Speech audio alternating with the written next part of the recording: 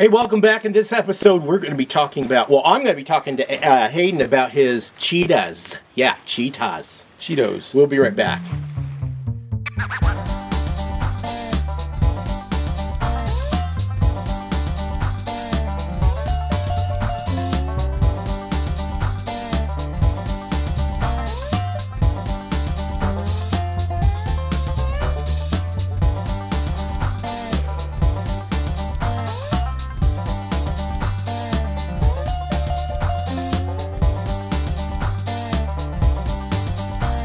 Welcome back to Southern Oregon Safari. And where the buffalo roam. I'm Jerry. I'm Hayden. And like I said in the bumper, I want to talk to Hayden about his cheetahs because he had them in a Super Bowl commercial. Bad cheetah. Bad cheetah, Mountain Dew. Mountain Dew, yeah. It was a Super Bowl commercial. Yeah, here's the commercial.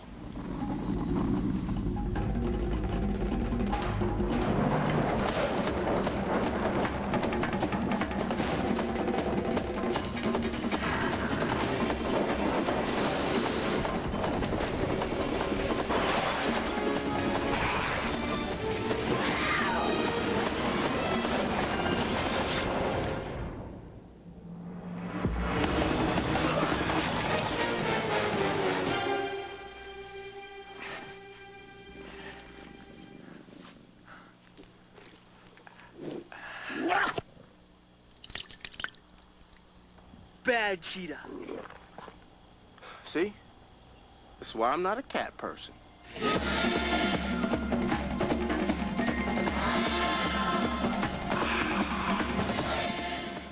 Okay, so Hayden, you got two cheetahs. So they were not my cheetahs because in the U.S., for you to possess cheetahs, because they're Appendix 1 animal, you're required to have them under a non-profit type thing. They cannot be commercially owned, and they have to be owned. Basically, you have to do most of the stuff they have to do is like some sort of educational, something to propagate the species. So there was a non-profit organization that I knew the president of, and they imported two cheetahs from Africa for conservation work as ambassador animals, and we were allowed to do film work with them so long as that the money went back to non-profit or went to promoting conservation work and all that, or education. And so I was fortunate because I had a great facility set up, and the person that had the cheetahs, or the organization that had the cheetahs in their possession, liked my setup better than what they had. And they didn't have the staff to train them and stuff, and so I just always, they're such amazing cats. They really are. They're more dog-like than cat-like in a lot of ways.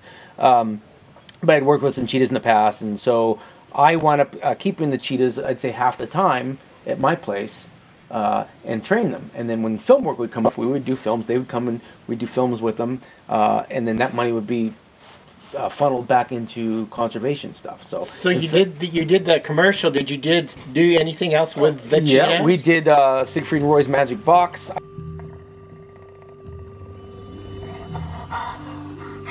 I did a Hyundai Super Bowl commercial with them as well. We'd have to look that up and see if we can find that thing. I don't even know where to. I think it was the Veloster car. Okay. Hyundai. And it was a Super Bowl commercial, I believe.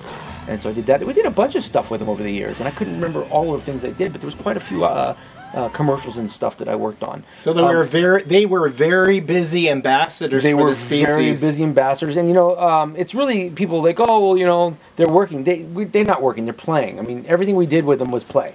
So if we want, cheetahs need to run. Their organs require enzymes released to digest their food and to have a healthy liver function and all that.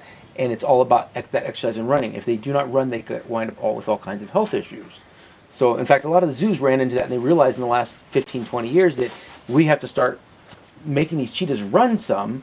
And so what they do is they set up what we call lure courses with a lure, just like you use with a greyhound. Yeah. It's like a fake rabbit or something we put on a line, and we zip it on a high-speed line at 65 miles an hour, and the cheetahs chase it around. And that stimulates the proper hormones and the proper digestion and all the right enzymes for the liver function and all that to work properly. That makes sense. So we did a lot of that type of training, lure training. So pretty much all the work we did is cheetahs running. So they're either running or standing or laying, and that's what cheetahs like to do. They're either basking in the sun, laying down, or they're running. And so that was pretty much all the work we did was those items, and they loved it, and it was great. And the interaction there, they were not nervous animals. They're just really level-headed, even-keeled animals. We were talking about even with the servals and the caracals, the Egyptians used to gift these animals back in Egyptian times. Pharaohs would give them to their, friends and stuff like that. They would gift these animals back and forth and keep them in their homes. And cheetahs were probably one of the better of all the animals to keep because even though they're large and they're powerful, they're just really mellow and they seem to acclimate very well to situations that a lot of cats would not enjoy. Even hanging out like cheetahs, I've raised a lot of cheetahs with dogs. They can become very friendly with dogs and bond to dogs in a big way. And I've acclimated them to dogs and they get along really well with other animals. I've even had the cheetahs around larger animals like horses and stuff. And a lot of times they'll just walk right by them. So really cool animals, amazing power. Cheetahs range anywhere from about 75 pounds to 150 pounds. 150 is a really large cheetah, but I've been around ones that are 120, 130. You don't really want them to be too heavy because it's another thing if they get overweight, that really affects their organs because they're athletes. They're literally athletes. Yeah, I see what happens to athletes that let themselves go. You let an athlete go, there's health issues, so you don't really want them to get heavy. You want them to stay lean and skinny. Not skinny, but lean. A lot of lean mass, lean muscle. You don't want that any storage of fat in their body. It does not do well for their organs, and they'll have organ dysfunction. And people don't realize cheetahs bottlenecked and pretty much went extinct at one point.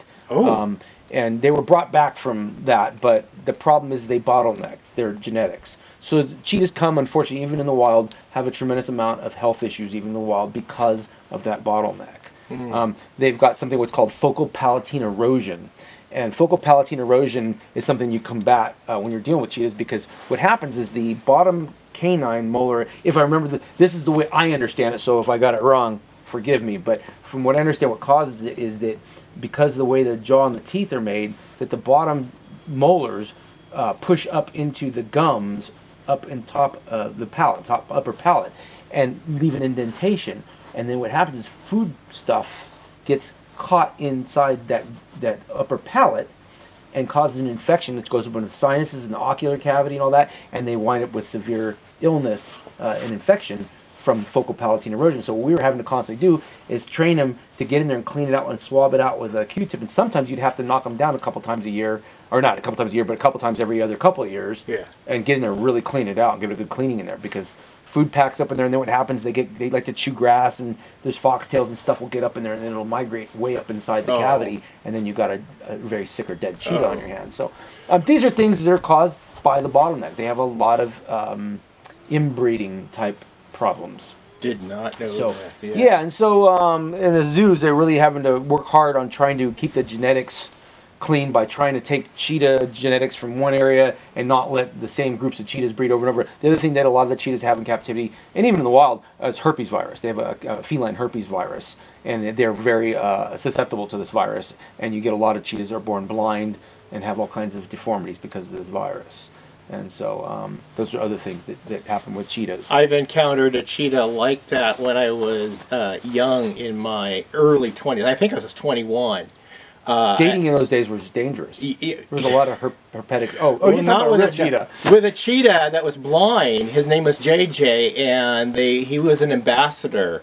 I got my picture taken with him from Wildlife Safari out of Winston, Oregon. Yes, they back in the day, Winston's Wildlife Safari has one of the better cheetah programs right now. But they were suffering 15, 20, 30 years ago. They were having problems with the herpes virus, stuff like that. They had to work really hard on trying to get rid of that. And that was stuff that all the zoos learned over the years of what they had to do to try to eliminate those. Oh, I'm glad I didn't get herpes cuddling the kitty. It's a feline herpes. I don't believe it's transmittable unless you're doing something you probably shouldn't be doing with a cat. Oh, but the cheetahs are amazing. It's one of the most magnificent animals. They're almost 4 feet in length, about 3 feet tall, especially the males get really tall, really lanky. They're built for running, and they can run upwards of 70 miles an hour. Now, they can't sustain it very long, but they can move, and most animals can't escape them. Are they the fastest? They're the fastest land mammal on the planet, yes. Oh, okay. I remember that. Wow. And they're just a really neat animal, and they got so many things that are so much similar to, like I said, to a canine, really. Yeah. Even like most cats have what we call a retractable claw, and like dogs and bears have a fixed claw. Well, the cheetah kind of has like it's not really a retractable claw. It's more like a fixed claw. It can retract a little bit. It goes in and out a little bit, but not much. Oh. It's a totally different claw. They can still use them. They got still kind of like enough claws they can hook stuff.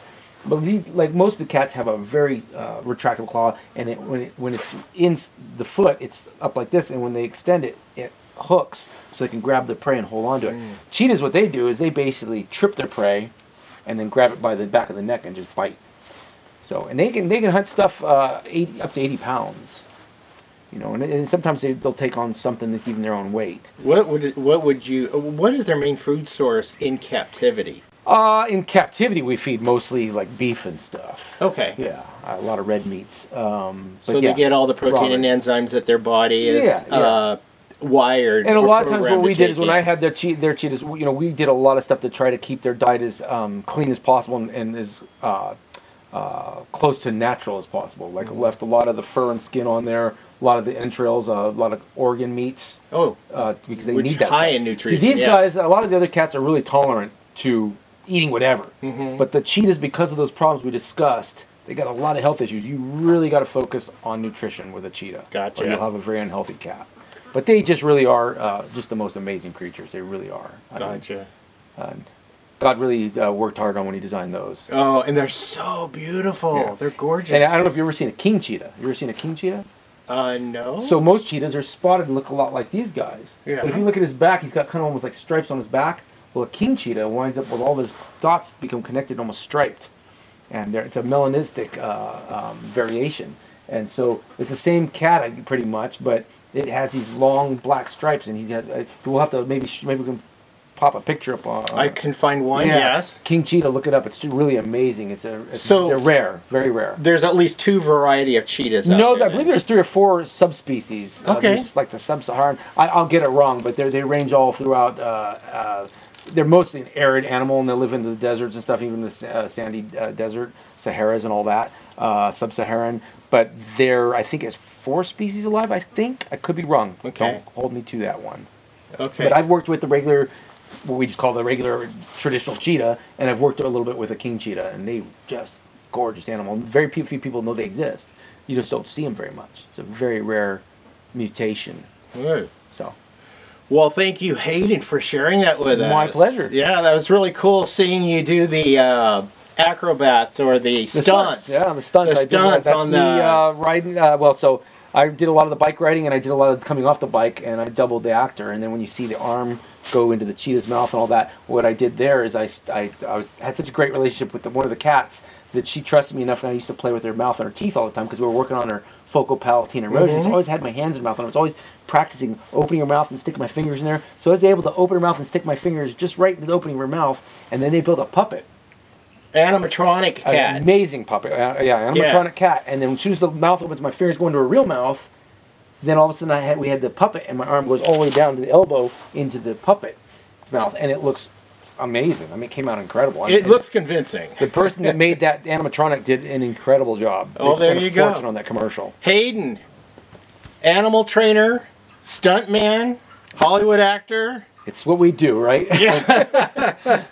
Well, I didn't want it to be boring, you know. No. I'm finding my life as becoming one adventure after another. You only get on this big blue marble once. You better make the best of it. Well, thanks for sharing cheetahs. And the life of cheetahs. Had no idea about the variety of cheetahs there were, the different variations. They almost all look the same except the king cheetah. It looks quite different. Okay. But other than that, they all look the same. All right. Well, stay tuned to more episodes. We've got a lot lined up for you guys this new year, 2024. We're looking forward to it. I'm Jerry. I'm Hayden. This is Southern Oregon Safari. And we're the Buffalo Rum. We'll see you guys in our next episode. Happy New Year. Bye-bye now.